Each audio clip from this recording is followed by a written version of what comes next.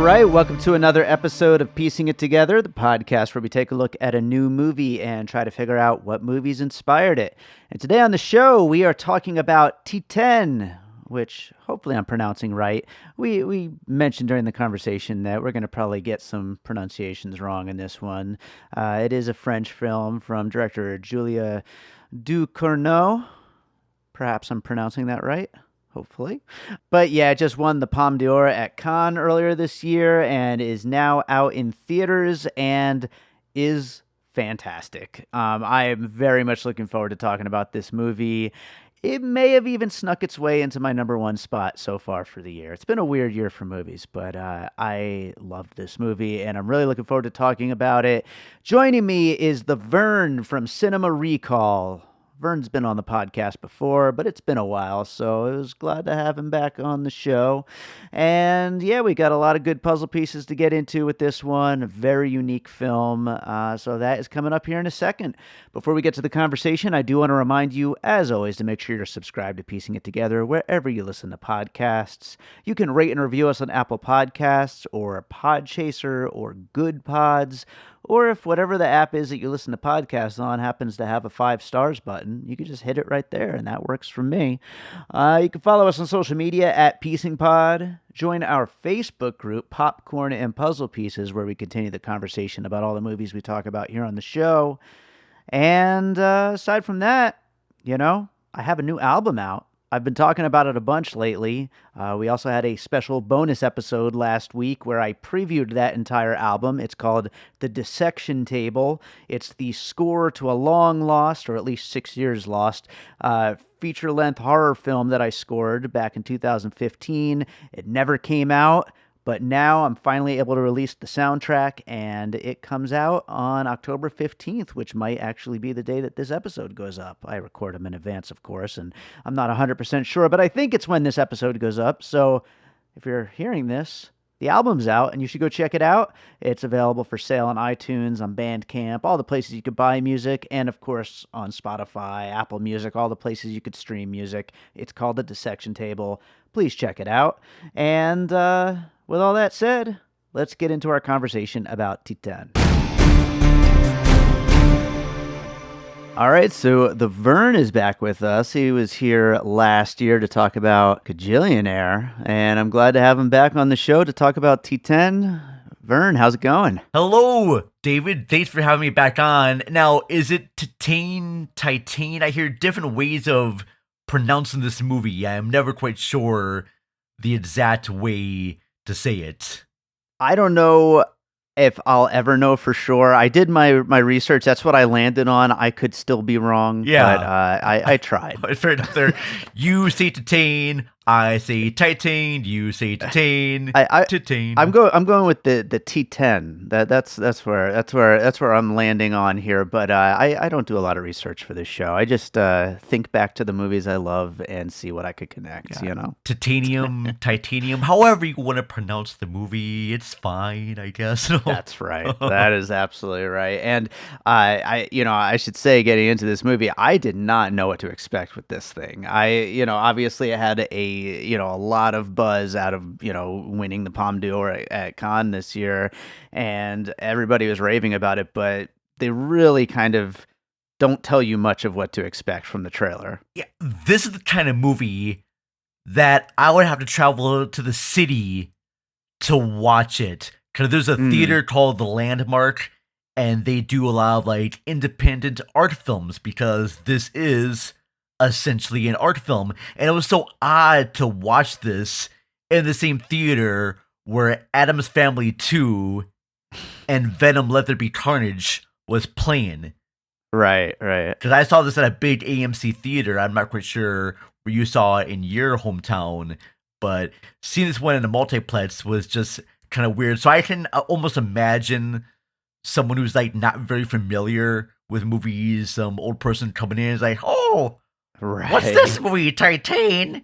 This looks good. And then have them sit down and be like, have their minds be blown away. Yeah, shout out to Neon for going big with this thing. And it is funny, actually, now that you bring that up. I hadn't even thought about mentioning this, but I did find it funny walking into the theater that it was billed as Titane and then in parentheses in French with subtitles.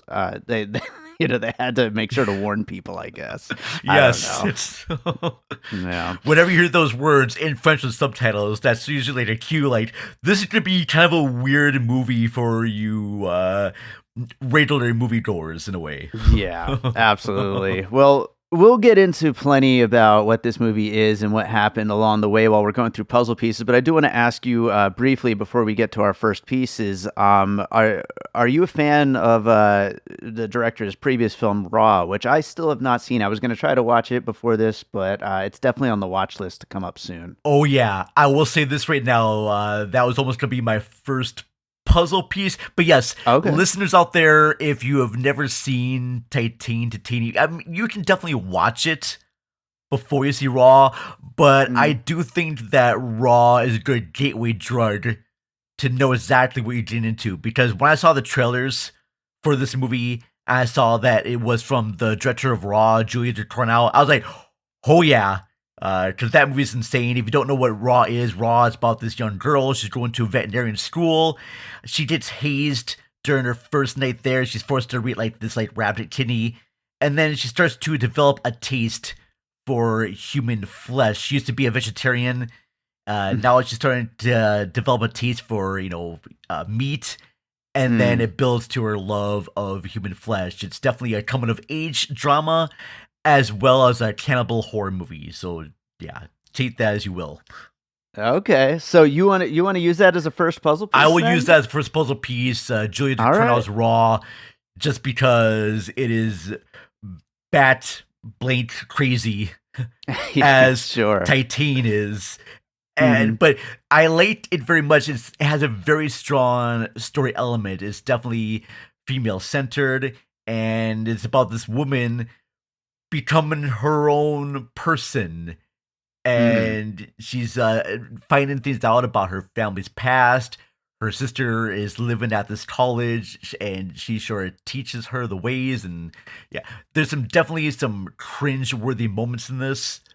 Yeah, but it's a fun body horror vibe. You can definitely see a lot of the body horror vibes that she'll use in this other feature as well. And great strong visuals.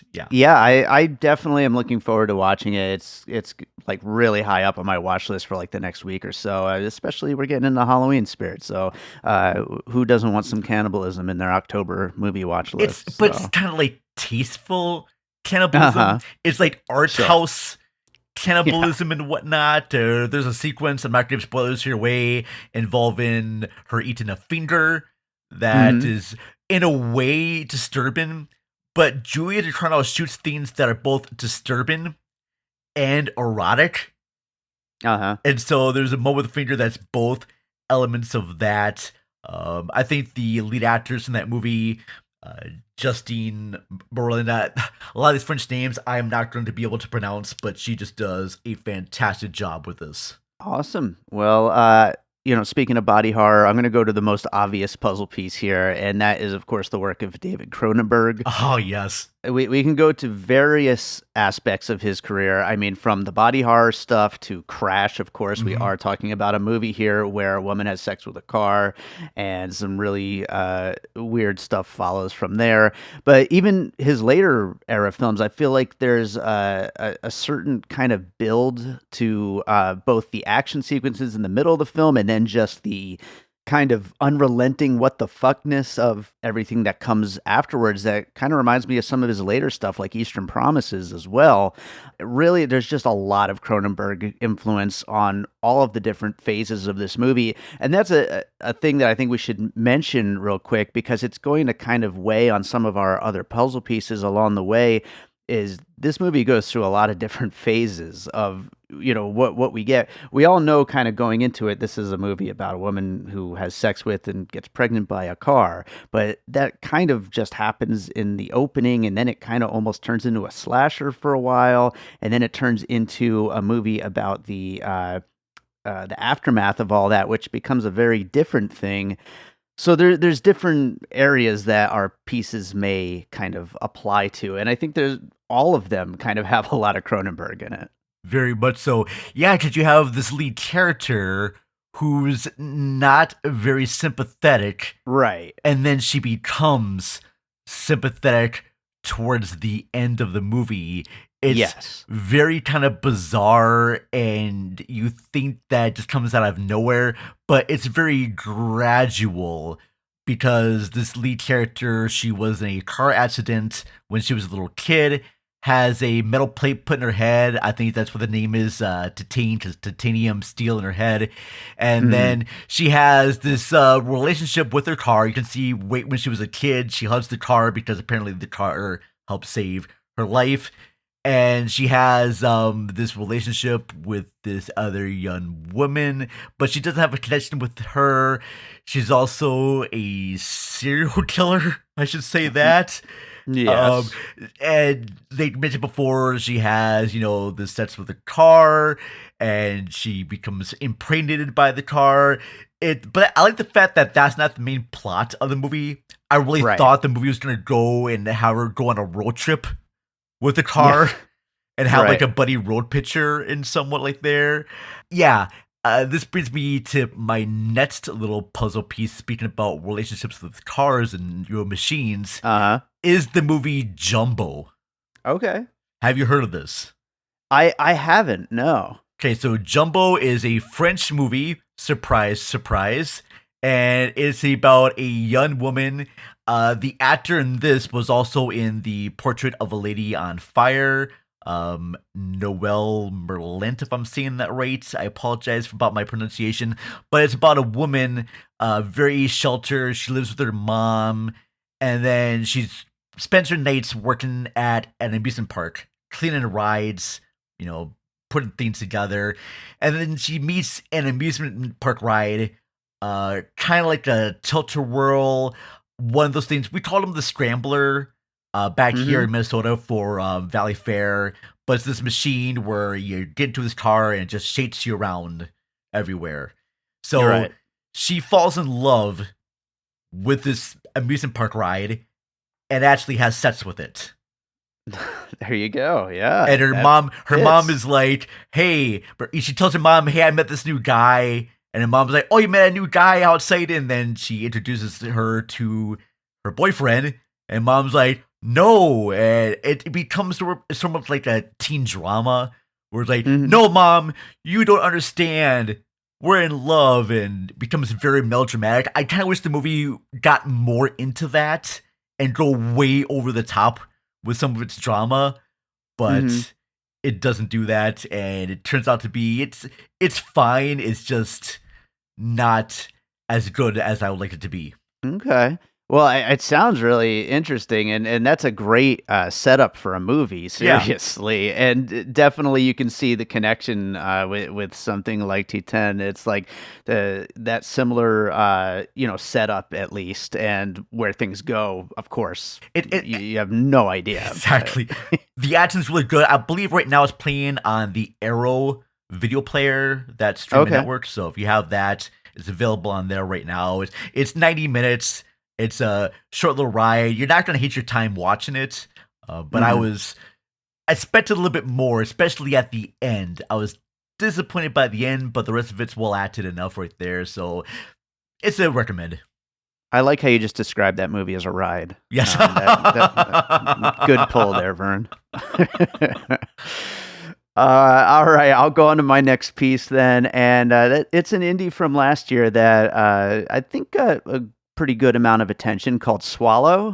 Oh yeah. Yeah, it's a really good movie. Stars Haley Bennett, and she's this unhappy woman, unhappy with her life and her marriage, and she turns to swallowing various objects that she should not be eating as kind of a form of not just addiction, but also a way of taking control of her life and of kind of taking back her life from the situation she's gotten herself into. And this strange addiction kind of leads to bodily harm, a lot of body horror elements to it. And then, eventually pregnancy and the weird follow up from there. But it's definitely a portrait of female angst and fighting back and taking back of her own life.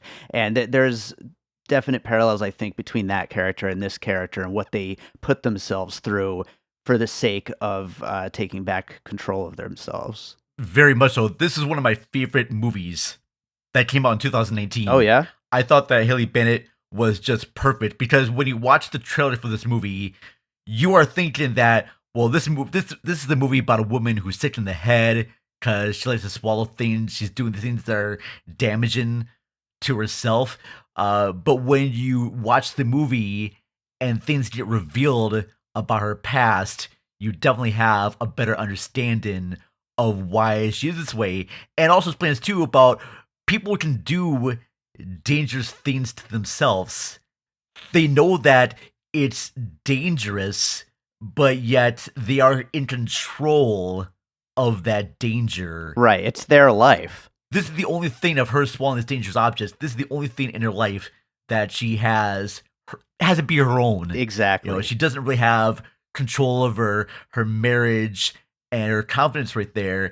And you realize there's something that happened in her past that led to it. And I thought it was brilliant the way that she confronts these sort of demons from her past and everything. It was a beautiful performance. I know that actor Haley Bennett, she's going to be in the new remake of Cyrano with Peter Dinklage, and I'm very excited to see more of her. I think I saw her in that movie Hardcore Henry that was out a while back. That's right. I forgot she was in that. Yeah, you're right. People always called her like the dime store Jennifer Lawrence in a way. People made the comparisons to that actor. But I think Haley Bennett is just going on her own, and Swallow is definitely like her calling card for acting. Yeah, absolutely. All right, what do you got for your next piece? I think the other one I want to get into is speaking about, love of, cars, because our lead actor has love of cars. I'm going to do John Carpenter's Christine. Sure. Based on the book from Stephen King. And it's about a young man who finds this old car, it's beat up, and he restores it to greatness, not knowing that the car is possessed by demon forces. And I love the way that the car communicates is through old rock songs of the 50s and 60s. Yeah, that's so good. I think that the cinematography is excellent. The casting is great, but it's that car just using the old songs to talk about. There's like one scene where like Artie is getting angry with the car, like wants to go away, and they comes back, and then the car starts playing like "I love you, yes I do," and just it's really great. And I wanted to watch this movie after I saw Titane, but apparently I had to rent it. It's not like HBO Max or Netflix or Hulu or Prime, and I got so frustrated. I'm like, I actually have to pay to rent this. I don't know if I want to do that right now, but I've seen it before, and it's something I want to watch again. It's been a while for me as well, and I think it's probably going to end up on my watch list for this month because we've been talking about it, my wife and I, and yeah, it's great though, and I think especially of course the car angle, but I think a lot of the cinematography as well is very inspired by that kind of look, and I feel like that's been a kind of a running theme for me at least this year. As far as the movies I've liked the most, they all feel like very movie. If you catch my drift, it's like everything is heightened and just totally just like kind of a thrill ride as far as the way that they're shot and the way that keeping things exciting with that cinematography. Oh, definitely indeed, David. All right, buddy, what do you have for your next one? So I'm realizing that I'm kind of going chronologically through the film, and the way that I'm kind of laying out my pieces here, because next up I'm going to move on to some of that middle section with the slasher elements of the film. Yeah, really quickly though, this part kind of took me out of surprise when I was watching the movie, because she's on the beach, our lead actor, and I'm looking up her name right now. I want to say it's Gracie. No, it's not. That's the her That's girlfriend. the other girls. Agatha Agathe Rousselle. Agatha Rousselle. This was her first feature ever, Mm-hmm. which I found amazing. I saw It is amazing. I saw an interview saying that she answered an Instagram post to audition for this movie, Wow. and the changes that she does in this is actually quite astounding. But yeah, Oh, yeah. the sequence where she's on the beach with Garance's Marillier character, I really thought that I missed something. Like there was a bleep because suddenly she's killing her, and then killing everyone in this family's household, and it's both shocking. It's funny. There's a sequence involving a bar stool, and that's all we're gonna say. I Sure. would give you spoilers here. There's a weird moment where she meets someone coming out of a bedroom, and then she hugs them, Uh-huh. trying to find. I'm guessing this to try to find some sort of like connection or something like that, because this woman has really no connections with other humans. There's a scene earlier where a fan comes out to her car. She works as like this go-go dancer for like this underground car company, Right. kind of like booth babes at Comic Cons and all that. Sure. Sure. But this fan comes out and it becomes very toxic because he's like, "Hey, give me a kiss, all right? I'm one of your biggest fans," and she kills him. Apparently, I think she does this for like a while, and then she's on this couch with their girl. You thinking that they have this nice relationship, and then she kills her and a bunch of other people. Then she has to go into hiding, and I apologize for taking over the reign here, whatnot, David. But if you have a No, you're puzzle good. piece to go with this section here, because I know there's other things we gotta talk about later on after this whole sequence here. So Well, since you kind of recapped some of that, I will say real quick before I get into my puzzle piece about this, I do feel like this whole section of the film may or may not be happening. I you know True. it's really hard to say if it's just more of her mixed emotions and just all the rage that she's kind of going through at the moment and not actually happening. But this puzzle piece though assumes that it is all happening, and that's Quentin Tarantino films, specifically talking about Kill Bill and Death Proof. Oh. But just this woman going batshit, killing lots of people, and in very inventive ways with lots of really great choreography, gleeful violence. I think that there's a lot of some of the best Tarantino violence in some of those killings that she does in that section of the film. Whether it happens or not, I'm going to assume it does. Well, yeah, because it adds in that sort of like pop soundtrack that Sure. Tarantino likes to use, and there's definitely, I'm not quite sure what the name of the song that was used in that killing sequence in Titane, but it's very early 60s, and that's something that Tarantino likes to use in his features, going way back to even Reservoir Dogs and using pop songs. That's always a evoke violence. Tarantino thing for sure. Yes, using pop songs to evoke violence and that. And yeah, I totally see it too, the way that it's both shocking and yet sensationalized in a way too, because there are some moments that happen that it's shocking, but it's very funny in Titane, just like the same way it is in a Tarantino feature. So yeah. I was surprised how funny this movie was, to be honest, because I was not quite expecting that, but it is very like over the top with itself. Very over the top, very dark humorous right there. So yeah, I think Kill Bill is definitely a good one too, or any of Tarantino features too. We could probably substitute that for any other one of his features. So pretty much, yeah. That was amazing. Well, what do you got next? Well, now we're gonna kind of get into a little bit what happens going on next in the movie, because after she kills these people, our lead character goes into hiding, and she sees this news report about this little boy that's been missing for over 10 years, and she decides to disguise herself as the young man and go meet up with the father. The father comes to this hospital. She tapes everything down. she breaks her nose and makes herself into this boy. I believe the name is Adrian, if I'm saying that right. Yeah. And she goes to where, the father lives. The father is a fire chief, and this is like his long lost son. So now our lead character is now Adrian. And the movie that I want to bring up, it's a movie that I have not seen since it was in the theaters. But that is The Skin I Live In by Pedro Almodovar. And I'm so bad at these names. Yeah, me too. But basically, The Skin I Live In, it's about this woman. It stars Antonio Banderas, and it stars, I'm looking at the cast names right now, Elena.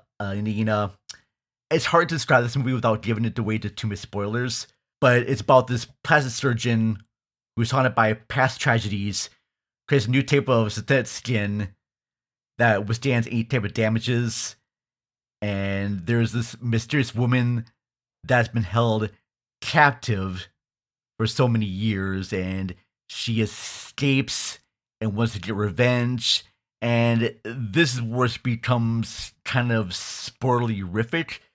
But this movie came out in like 2011, so I apologize for any spoilers for a movie this old. So if you have any desire to see The Skin I Live In, here's spoilers. So what we find out is that this was originally the woman that goes for revenge was a man that actually, was accused of raping this guy's daughter, and he never did any damage to her, but the father misconstrued a fight, and the angry father turned this man into a woman, and with it against his will, and so now the woman is going after revenge. And yeah, it's very bizarre. It's all about changing identities, and that's why it was one of my puzzle pieces. So the Skin I Live In, yeah, it's good, but it's very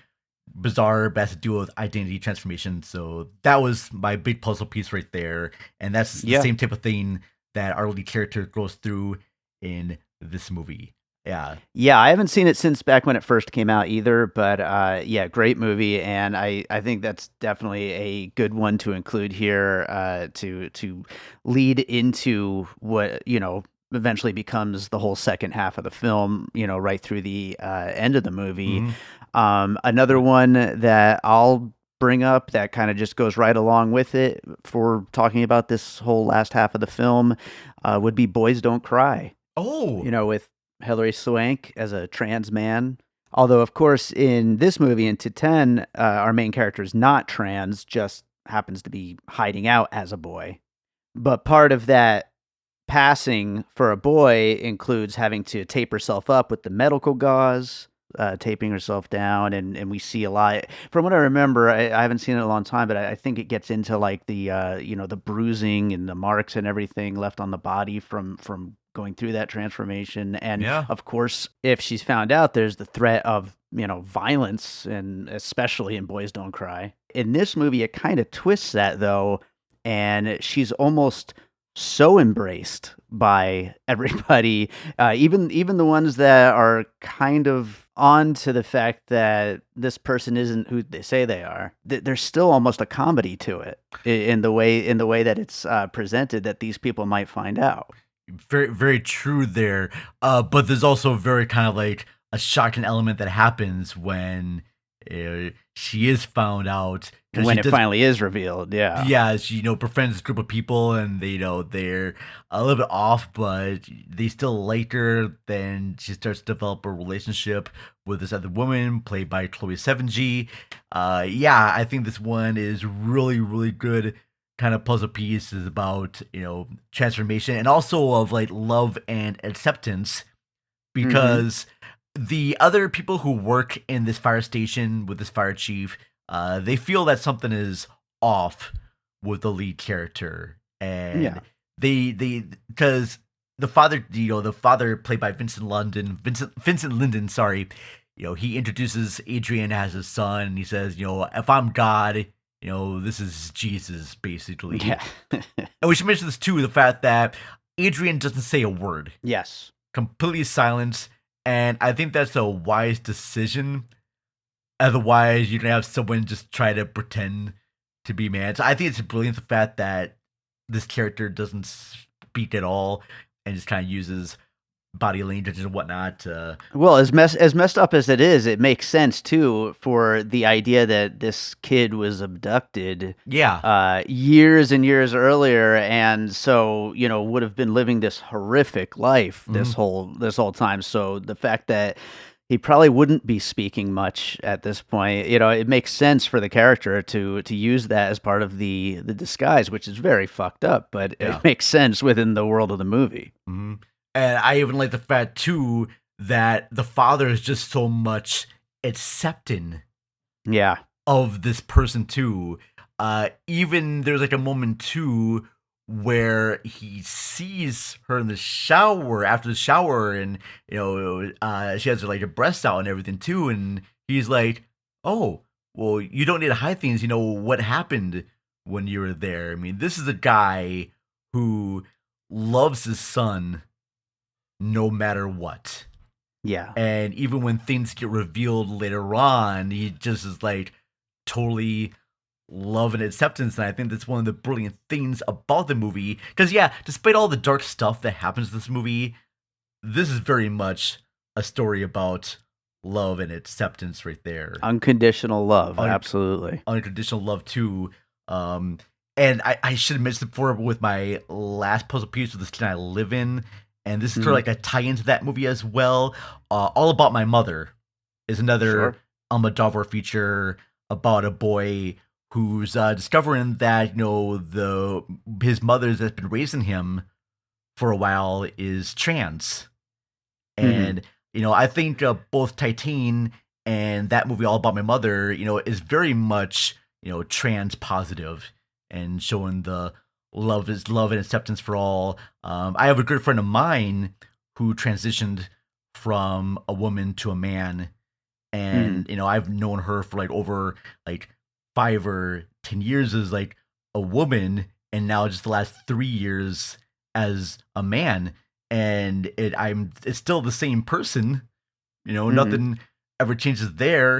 A little bit of adjustment right there, but it still is the same person, it's still the same laugh and jokes and everything like that. And much more happier as a man than a woman, because as a woman, very suicidal, depressed, not into themselves at all. So I just want to bring that up real quickly, because I do think that this movie is very trans positive. Yeah. And I think it's good to have. Yeah, absolutely. I completely agree. And I think that that's part of what makes this movie so great is not expecting that to be where this is going to go. And especially it was such like a weird premise that we're kind of walk in for. The, woman gets pregnant by a car. Yeah. And then for it to go in those directions, but still handle it so well and be so, just full of love is really an amazing thing. Yeah. I don't think the car sets is something that probably gets people to go, oh, this woman has sex with a car. That's just like crazy, because you need that sort of like sensationalism to get people into the seats. It reminds me like William Castle movies or something right there, to do something completely outlandish and crazy, and then have it evolve into this great family drama, because sometimes you don't get to choose your family. Your family chooses you sometimes, and I think that's absolutely an amazing thing. So what do you have next for your the puzzle piece? Yeah, so my last puzzle piece, speaking of like the love and unconditional love that's in this, I think there's probably a better version of this piece that I could have come up with, but this was the first thing that kind of came to mind for me. I don't know if you remember, Tupac had a poetry book, No. The Rose That Grew from the Concrete. I want to say it came out after he died, but I'm not 100% sure on that. But yeah, I just remember though that was like kind of the main poem in it, and everything else was built around it. It was The Rose That Grew from the Concrete, which is of course about love coming from such an unexpected place, and you get this film where it's just this violence and horror and weird body horror and all this just awful stuff happening within this movie, and this angry lead character who is just filled with so much angst and animosity, and coming from this gross car show world, Yeah. and eventually finding love, and especially finding that love from a guy. And like it's just such a weird place to find love and unconditional love and caring, and people taking care of each other. And it's just kind of a beautiful thing when it comes down to it. Oh, 100%. 100%, David. I have like one last little puzzle piece All right, that let's goes with go this for movie it. too. All right, it's called Tetsuo the Iron Man. Sure. And the basic plot of it is about a businessman. He accidentally kills a thing called the metal fetishes, and who gets his revenge by slowly turning the man into a grotesque hybrid of flesh and metal. So this guy's has like metal things sticking out of him. It's an old black and white film from 1989. I have not seen this one yet, so it seems kind of odd that I'm suggesting this movie that I have not even seen yet. Well, I'm glad you brought it up though, because I haven't seen it either, but I have seen it compared, so it definitely belongs in the conversation. Okay, good. Because the whole thing about she's got a titanium plate in her head too, has to deal with like flesh and metal, and we talk about sets with inanimate objects and whatnot, and I Sure. think that works out perfectly. So, Yeah. yeah. Absolutely. I'm glad you brought it in there. So I'll go ahead and do the finished puzzle here, and then we'll get into some closing thoughts. Okay. We talked about Raw, David Cronenberg's films, of course, Crash and others. Yeah. Jumbo, Swallow, Christine, Tarantino, The Skin I Live In, Boys Don't Cry, All About My Mother, Tupac's The Rose That Grew from the Concrete poetry book, and Tetsuo the Iron Man. Do you have any closing thoughts? Anything we didn't quite get to while talking about the puzzle pieces? I just think that this is a movie, and I know this has been the conversation since it won at Cannes. To me, this movie, Titane, is one of the most original screenplays of this year. I don't think it will be nominated, because I don't think the Academy is ready to nominate a movie like this. I like the fact that it's in people's minds right now. I guarantee you many people are not going to watch this movie based on the initial concept of the movie. They're going to be like, nope, that's weird, that's fucked up, I am not going to see that. And then you're going to have people like in our camp goes, wow, that was weird and fucked up, I can't wait to watch that. So it's just going to be right. your own take on it right there. I described in my review on my website, I said it's like pineapple on pizza. Not everyone likes pineapple on pizza, but a lot of people do like pineapple on pizza. So you just kind of take your own taste, and you know what movies you like and movies you're into. If you are very excited about watching the new Venom movie, then I can guarantee you that this is probably not going to be for you. But if you're adventurous, you will find something to enjoy in this. It surprises you. It surprised me. Absolutely. Yeah. I would just say I'm just so happy that a movie like this gets released. So shout out to Neon for that. Yeah, But, especially wide like that too. That's freaking amazing. Absolutely. The cast is fantastic. We only briefly kind of mentioned Vincent Lindon, but he's actually top billed in this, surprisingly above Agathe Rousselle, and he's fantastic, and I really want to see more of all of these people. I don't watch enough foreign film. I try to watch more, every year, but I definitely don't watch enough, and I want to see more of all these people. He's so good in it. I also really love the score of this film. The composer Jim Williams worked with Julia Ducournau on Raw as well, and he also did Possessor, which is a fantastic score from last year. But yeah, great score, and just great movie. I've only seen maybe, I don't know exactly how many films that won the Palme d'Or at Cannes, but I don't expect them to be movies like this normally, and so that's just like a fun little oh wow, okay, that's pretty damn cool that a movie this insane could win the Cannes Palme d'Or. So it Definitely. makes me want to watch more of those for And sure. I definitely am hoping that this comes out to physical media because I would love a director's commentary from Julia Ducournau, because she can basically say, yeah, these are the themes that I wanted to express. This is what this means. And I like having my own interpretation of a movie when I watch it, but sometimes it's really kind of fun to have like the director and cast talk about it and what they actually meant for scenes. So I'm really hoping that if Julia ever hears this interview, and she speaks really good English. I've saw interviews with her. She could definitely do an American movie next, like an English language movie with like bigger stars. And I'm hoping that she does that. I never wanted her to forget her French roots, and I still want her to do French movies, but you can do at least one movie in English and just see, like, do a big budget studio movie. It would be amazing. Just hopefully not a Marvel movie. No, she's gonna direct Fast and Furious. Okay, well, you know what? Sure, why not? I'll take that.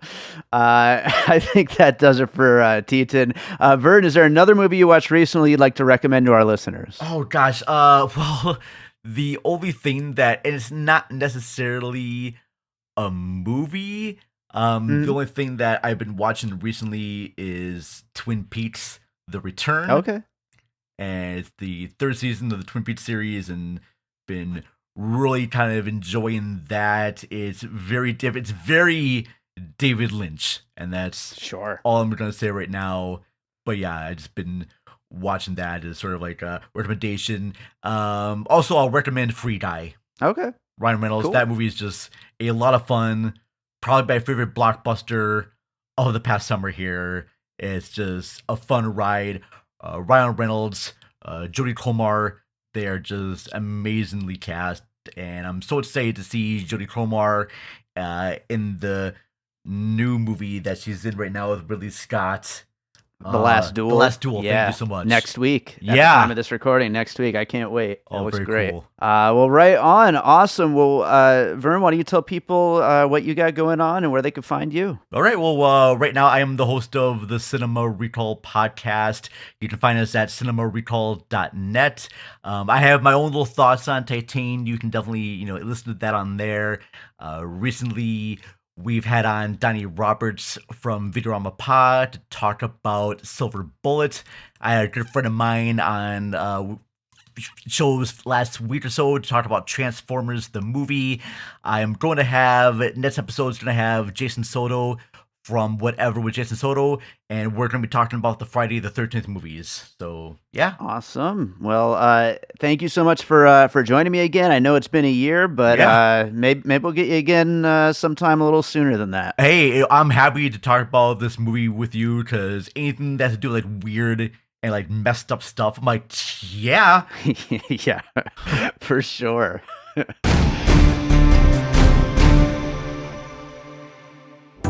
I'm Josh Bell. And I'm Jason Harris, and we co-host a podcast called Awesome Movie Year. Each season, we take a look back at an awesome year for movies, which is every year. We deep dive into these specific years, and we pick out why they were such great years for films. We go over the biggest hits, the biggest flops, the best picture, some personal picks, some cult classics. Years we've covered in past seasons include 1994, 2003, 1977, and 1984, and we've got all of film history to look forward to. So check us out at awesomemovieyear.com or wherever you listen to podcasts. All right, so I hope you enjoyed that conversation about Titane. Like I was saying to the Vern after we finished recording, that is a movie that, although we jumped in, we want to get this episode up while it's still in theaters and everything, I do not necessarily have all figured out yet. And that's part of the thing of doing a podcast about movies. You want to talk about it, but after the movie, you got plenty to think about and plenty to read up on, read some of your favorite critics and favorite people who have things to say about movies. But there's various levels of interpretation to get into and all kinds of stuff like that. And I look forward to continuing to break down this movie and continuing to think about it and just hopefully getting to see it again soon and getting into some of the other films from this filmmaker and all that kind of stuff. So, that's the thing about movies, it's just there's no limit to how deep you can get into them. And this is one of those movies that I just am very much looking forward to continuing to dig into. Oh, and one last thing. Shout out to and apology to my wife, Gina, who actually wanted to maybe co-host this particular episode with me after we went and saw it at the theater. So shout out to Gina. We will get her on an episode one of these days. I know we did get to a bunch of her puzzle pieces, actually, that she had mentioned. I think she also was going to maybe bring up Teeth and Alien. But yeah, we'll get Gina on an episode one of these days. But that was our conversation for today. Hopefully we got into some good stuff for you guys, and hopefully you enjoy what we do here on Piecing It Together, getting into puzzle pieces and all that stuff. If you do like what you hear on the show, make sure you're subscribed wherever you listen to podcasts, and of course, rate and review us over on Apple Podcasts or Podchaser or Good Pods. Leave us 5 stars, leave us a review letting us know what you actually think of the show, and, just get in touch with me, let me know. I'm always looking for new guests, so if you'd ever like to join me, definitely get in touch for that reason as well. You can follow us on social media at PiecingPod, join our Facebook group, Popcorn and Puzzle Pieces, where we continue the conversation about all the movies we talk about here on the show. And, if you really like this show, if you like Piecing It Together, if you like what I'm doing, share the show. That is just the number one way you can make this thing grow, is by sharing it. Just hit that share button whenever you see it pop up on Twitter or Facebook or Instagram or whatever. Just hit that share button, share it. We appreciate it so much when you do that. But we also have a Patreon. You can check that out, the Produced by David Rosen Patreon, where I post advance, early, bonus, all kinds of content, stuff from Piecing It Together, stuff from Awesome Movie Year, another great movie podcast, which I happen to produce. Also stuff from my music career. The Dissection Table out now. I mentioned at the top of the show, there's going to be some bonus tracks from the Dissection Table hitting the Patreon very soon, and lots of other stuff hitting the Patreon soon. So if you really, really, really are like, this free podcast is something that I really enjoy, but I'd love to somehow pay for it, you can go subscribe to the Patreon and get a bunch of more content. So that's the way to do that. So that does it for today's episode of Piecing It Together. I always close this show out with a piece of music, and I feel like I should play something insane for this particular episode, because that is the only way to make something that fits with this film. And you know what I think I'm going to play? I may have played it before on the podcast, I'm not sure, but, this new album I've been talking about, The Dissection Table, is the soundtrack to a film that I scored.